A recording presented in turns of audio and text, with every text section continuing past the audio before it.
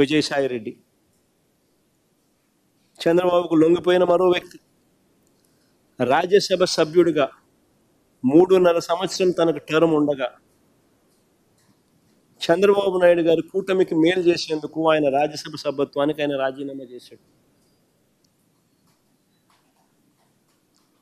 వైఎస్ఆర్సీపీకి ఎమ్మెల్యేల బలం లేదు, మళ్ళీ రాజ్యసభకు వైఎస్ఆర్సీపీ పంపించే అవకాశం ఉండదు అని తెలిసి తన రాజీనామా వల్ల చంద్రబాబు నాయుడు గారి కూటమికి మేలు జరుగుతుందని తెలిసి తన 3.5 సంవత్సరం టర్ము ఆ కూటమికి తాను ప్రలోభాలకు లోనై అమ్మేసి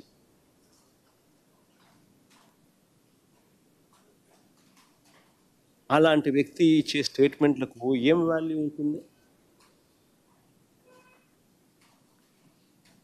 అటువైపు నుంచి మనం కూడా ఇటువైపున ఏమన్నా తీసుకొని ఇటువైపున తీసుకొని ఇదే మాదిరిగానే చెప్పిస్తే వాల్యూ ఉంటుంది.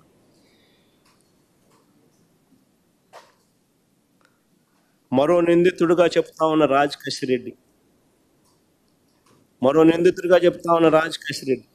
అసలు ఈయనకు బెవరేజెస్ కార్యకలాపాలకు ఏం సంబంధం? అసలు ఈయనకు బెవరేజెస్ కార్పొరేషన్కు సంబంధించిన వ్యవహారాలకు ఏం సంబంధం? ఐటీ రంగంలో అనుభవం ఉన్నవాడు, ఒక వ్యాపారస్తుడు, రాష్ట్ర ప్రభుత్వ సలహాదారుల్లో అనేక మందిలో ఒకడు.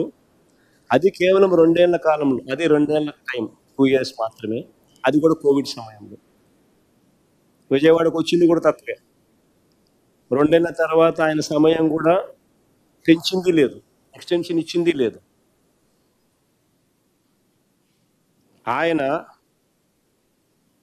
ఆయన ప్రస్తుత టీడీపీ ఎంపీతో, ప్రస్తుత తెలుగుదేశం పార్టీ విజయవాడ ఎంపీతో తన సన్నిహిత సంబంధాలు ఏ స్థాయిలో ఉన్నాయనంటే ఇద్దరు కలిసి వ్యాపారాలు కూడా చేస్తూ ఉన్నారు. ఇద్దరు కలిసి వ్యాపార సంబంధాలు కూడా ఉన్నాయి.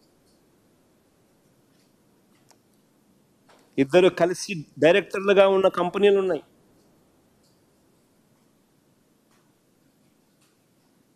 ఈ వ్యక్తి అయితే తెలుగుదేశం పార్టీకి సంబంధించిన సన్నిహిత సంబంధాలతో కలిసి ఉన్నాడు. ఈ వ్యక్తిని తీసుకొస్తే ఈ వ్యక్తిని సులభంగా ప్రలోభ పెట్టచ్చు అని ఈ వ్యక్తిని తీసుకొచ్చారు.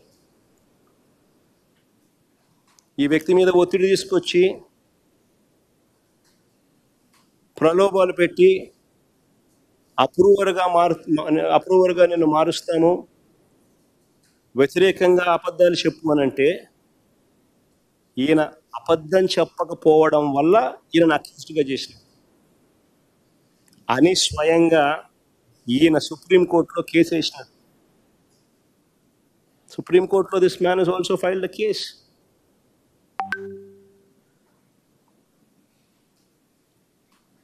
ఒకవేళ ఈయన కూడా వీళ్ళకి కావలసిన పద్ధతి ప్రకారం స్టేట్మెంట్ గాన ఇచ్చిందంటే ఈయనను కూడా వాసుదేవ్ రెడ్డిని వదిలేసినట్టుగానే వదిలేసింది.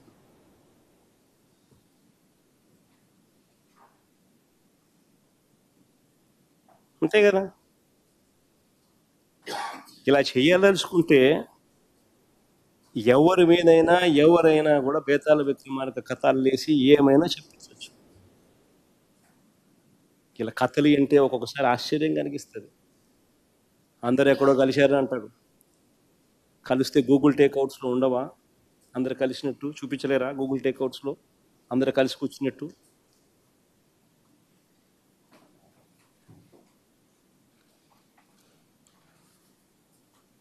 అసలు ఇలాంటి వారు తప్పుడు వాంగ్మూలాలతో కుట్రలు చేసి చంద్రబాబు ఒక బేతాళ కథ అల్లి సంబంధం లేని వ్యక్తులను లెఫ్ట్ రైట్ సెంటర్ అరెస్ట్ చేసే కార్యక్రమాలు చేస్తూ ఉన్నాడు. రాజంపేట ఎంపీ అయిన మిథున్ రెడ్డికి ఏం సంబంధం? రాష్ట్ర ప్రభుత్వానికి చెందిన బ్రేవరేజెస్ కార్పొరేషను లిక్కర్తో మిథున్ రెడ్డికి ఏం సంబంధం? ఆయన లోక్సభ ఎంపీ, లోక్సభలో ఫ్లోర్ లీడర్. ఆయనకి ఏం సంబంధం ఆంధ్ర రాష్ట్రంతో? వాళ్ళ నాన్న కూడా కనీసం ఈ శాఖ మంత్రి గారు. మరి ఏం సంబంధం మిథున్ రెడ్డికి? అరెస్ట్ చేసిన ధనుంజయ రెడ్డి,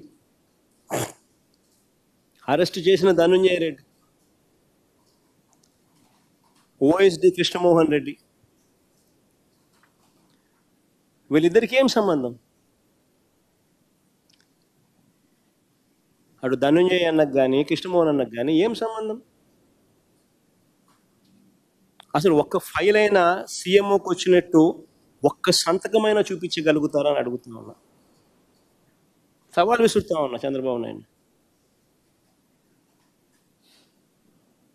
ఒక్క ఫైల్ అయినా సీఎంఓకి వచ్చినట్టు సంతకమైనా చూపించగలుగుతారని అడుగుతా ఉన్నా. ఒక్క సంతకం. అసలు ధనుంజయ రెడ్డి కనీసం ఎక్సైజ్ శాఖ కూడా చూసేవాడు కాదు. మరి ఏం సంబంధం?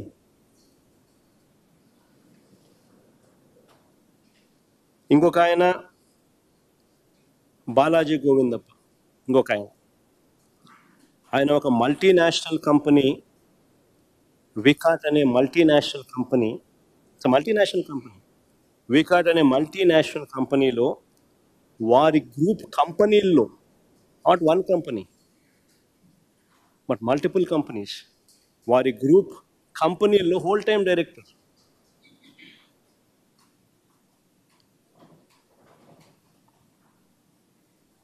ఆయన ఏపీలోనే ఉండరు.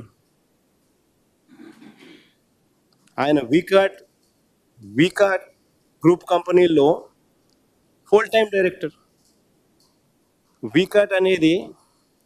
వికా అనేది యూరప్లోనే టాప్ 5 సిమెంట్ కంపెనీల్లో ఒక కంపెనీ. వికాట్.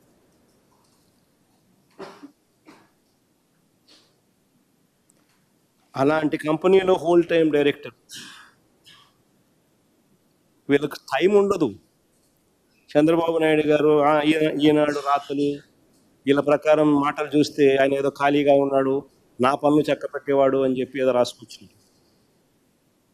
నా పనులు చక్కపెట్టడానికి నా కంపెనీ డైరెక్టర్లు చాలా మంది నాకున్నారు, నా కంపెనీలో పనిచేస్తా ఉన్న ఎంప్లాయీస్ నాకున్నారు.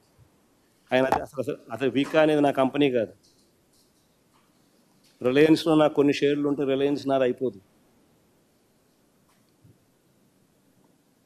నాకు ఓనర్షిప్ ఉన్న కంపెనీస్ నాకు ఉంటాయి, దాంట్లో ఎంప్లాయీస్ నాకు ఉంటారు, దాంట్లో డైరెక్టర్స్ నాకు ఉంటారు. నేను ఏదైనా పని చేయించుకోవాలంటే వాళ్ళతో చేయించు, నా వ్యాపారాలకు సంబంధించి.